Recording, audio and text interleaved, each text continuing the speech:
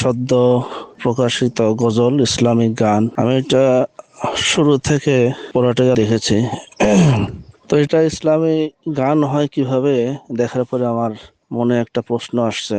কারণ ইসলামী গান হওয়ার জন্য বা গজল হওয়ার জন্য ইসলামী কিছু শর্ত আছে।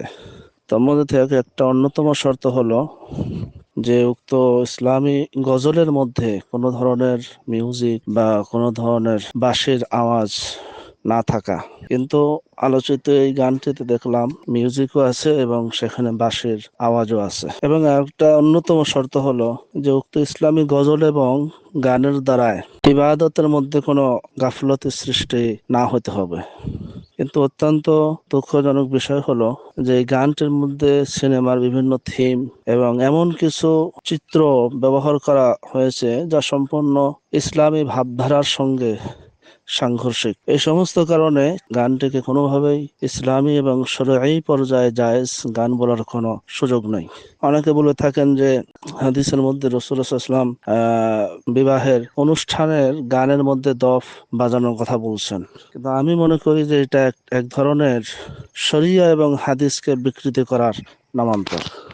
কারণ হলো দফের পরিচয় সম্পর্কে বুখারী শরীফের সূরা আউনুল বারীতে আসছে যে দফ বলা হয় যার একদিকে খোলা থাকে এবং যার আওয়াজ হয় সাধারণত প্লাস্টিকের বড় গামলার উপরে হাত দিয়ে পিটাইলে যেমন হয় শব্দ হয়, অর্থাৎ দফের আওয়াজের মধ্যে কোনো ধরনের চিকন সুর বা তরঙ্গ থাকে না। সুতরাং এই দফের হাদিসের উপরে ভিত্তি করে বর্তমান যুগের মিউজিক এবং বাদ্যযন্ত্রের শব্দকে জায়েজ বলার কোনো ধরনের অবকাশ নেই। দ্বিতীয়ত হযরত আব্দুল্লাহ ইবনে আব্বাস রাদিয়াল্লাহু তাআলা আনহু স্বয়ং দফকেও বলছেন হারাম। কারণ দফের আওয়াজের মধ্যেও যদি কোনো তরঙ্গ সৃষ্টি হয়ে যায় এবং দফের আওয়াজের মধ্যে যদি চিকন সুর যদি চলে আসে তাহলে সেটাকেও উলামায়ে কেরাম বলছেন সেটা আর তখন জায়েজ বা মুবাহ দফের হুকুমে থাকে না, তখন সেটাও হারাম হয়ে যায়। আইম্মায়ে আরবা অর্থাৎ হানাফি, মালিকি, ইমাম শাফি এবং ইমাম আহমদ বিন হাম্বল রাহমাতুল্লাহ চারো মাযহাবের ঐক্যমতে সব ধরনের বাদ্যযন্ত্র ব্যবহার করা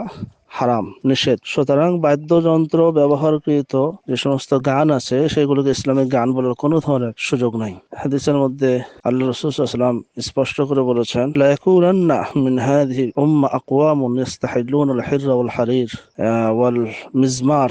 অতি সত্বর আমার এই উম্মতের মধ্যে এমন কিছু কতিপয় লোকের আবির্ভাব হবে যারা জেনা, রেশমি কাপড় পরিধান করা এবং যারা বাদ্যযন্ত্র এবং বাঁশিকে যারা হালাল মনে করবে। অত্যন্ত পরিতাপের বিষয়, এই গানের কমেন্টে দেখা গেল অনেক মানুষ এই গানকে মোবারকবাদ জানিয়েছে। নাউজুবিল্লাহ। এই গানের মধ্যে এতগুলো হারাম উপাদান থাকা সত্ত্বেও এটাকে ভালো বলা এবং এটাকে মোবারকবাদ জানানো বা এটাকে উৎসাহ দেওয়ার কোনোভাবেই সুযোগ নেই। ডক্টর ইউসুফ কারজবী রাহমাতুল্লাহ আলাইহি কিছু তার বিচ্ছিন্ন মত রয়েছে, তার মধ্যে একটা তিনি বাদ্যযন্ত্র সহকারে গান করাকেও তিনি জায়েজ বলেছেন। কিন্তু উম্মাতের অধিকাংশ উলামায়ে কেরামের ঐক্যমত যে এটা ওনার একান্ত নিজের মত। সুতরাং এটাকে কোরআন হাদিস অনুযায়ী শরঈ মত বলা বা শরঈ মাসালা বলা কোনো সুযোগ নেই। কোরআন এবং হাদিসের মধ্যে গান এবং বাদ্যযন্ত্র হারাম হওয়ার বিষয়ে অসংখ্য প্রমাণাদি রয়েছে।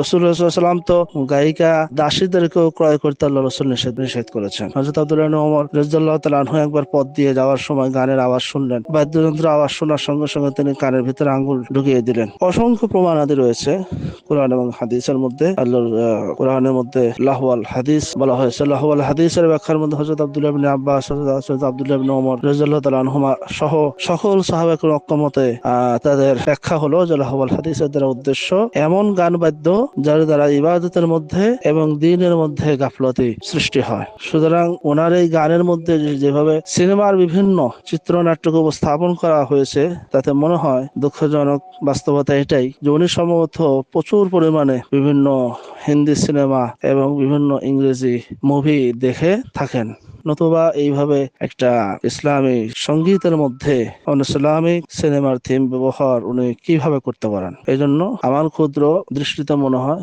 যে এটাকে ইসলামী গান বলা এবং শরঈ গান বলার কোনো সুযোগ নেই।